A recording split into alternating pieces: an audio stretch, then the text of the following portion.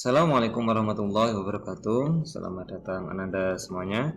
Untuk Ananda SMP, di video pembelajaran kali ini saya akan menjelaskan tentang materi sistem perkembangan kingdom. Ya, sistem ini materi ini sangat berfungsi ya, sangat membantu untuk kalian semuanya, Ananda semuanya yang saat ini masih duduk di bangku SMP.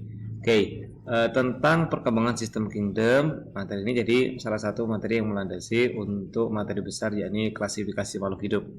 Jadi di klasifikasi makhluk hidup kita belajar tentang ada beberapa kelompok makhluk hidup yang sangat besar gitu ya, kita menyebutnya sebagai kingdom. Nah, kingdom sendiri ada beberapa macam nih kingdomnya yang ada di dunia saat ini. Nah, jadi nanti ada tahap-tahapnya, ada perkembangannya mulai dari awal dan seterusnya, bagaimana perkembangannya kita sama dalam keterangan berikut ini ya, kita simak bersama-sama.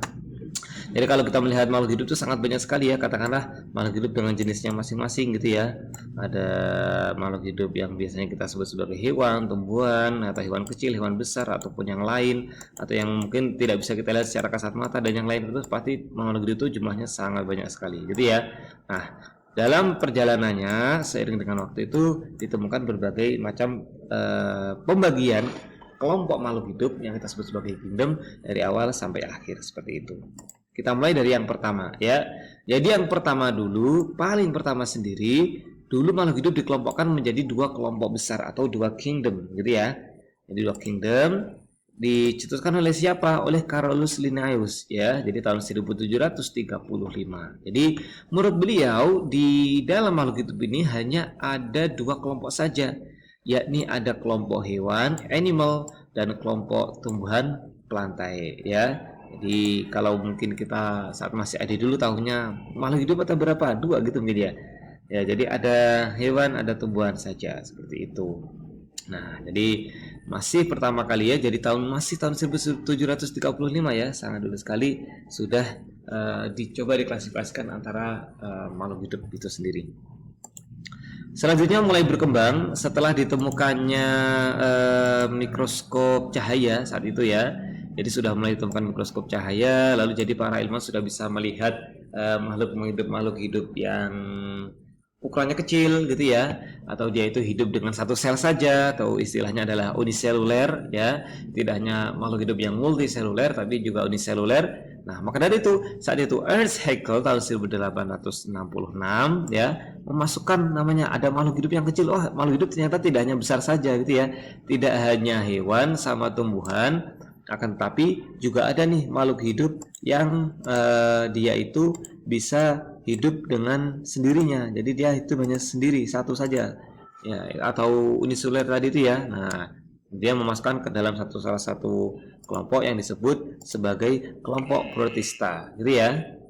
Jadi ada yang namanya kelompok protista. Kalau tidak hanya plantae atau animalia, tapi juga ada yang baru namanya ada kelompok protista. Ini adalah kelompok makhluk hidup kecil uniseluler yang ditemukan melalui mikroskop cahaya. Itu ya.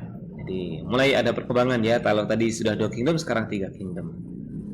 Mulai berkembang lagi ilmu pengetahuan, tidak hanya mikroskop cahaya, akan tetapi mulai berkembang juga yang namanya adalah mikroskop elektron ya. Ini lebih sensitif lagi daripada mikroskop cahaya.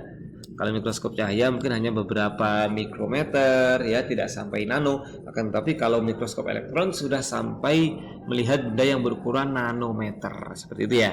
Nah, maka dari itu tahun 1938 Herbert Copeland ya, jadi tahu oh ini ada makhluk hidup mikroskop itu ternyata berbeda-beda ya, tidak sama. Tidak hanya protista ternyata kelompoknya, tidak hanya protista, tapi protista itu sendiri makhluk hidup yang kecil-kecil yang mikro itu masih bisa dikelompokkan lagi.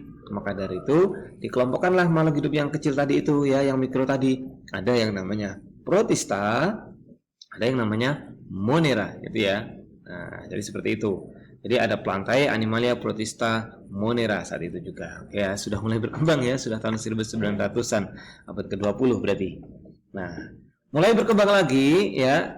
Selanjutnya setelah sudah mulai ada perkembangan, akhirnya tahun 1969 Robert H. Whittaker ya, Robert H. Whittaker akhirnya membuat sebuah klasifikasi baru gitu ya. Setelah tahu bahwa ternyata makhluk hidup itu bisa dikelompokkan lagi berdasarkan kompleksitas sel, kompleksitas organisme, dan juga cara memperoleh makanannya gitu ya.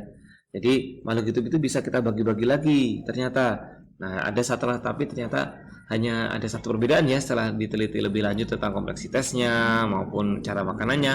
Itu untuk yang kelompok fungi ya atau kelompok jamur itu ternyata tidak masuk dalam kelompok tumbuhan karena dia berbeda dengan tumbuhan. Nah, pada itu dibuatlah kelompok yang baru ya, ada yang namanya fungi, ada ya fungi gitu ya. Tulisannya fungi tapi bacanya fungi gitu ya. Akhirnya yang akan kita pelajari di tingkat SMP, Anda akan belajar ya bahwa makhluk hidup itu dibagi menjadi 5 kelompok. Ada plantae, ada animalia, ada protista, ada monera dan juga ada fungi gitu ya. Jadi ada 5 kelompok makhluk hidup itu berdasarkan kelompok. Nah, apakah sampai berhenti di sini saja? Sebenarnya tidak. Akan tapi untuk kalian nanti saat masuk tingkat SMA, kalian nanti akan belajar lagi bahwa ada satu pembagian lagi ya, ada satu nama baru lagi di dalam satu kingdom ya.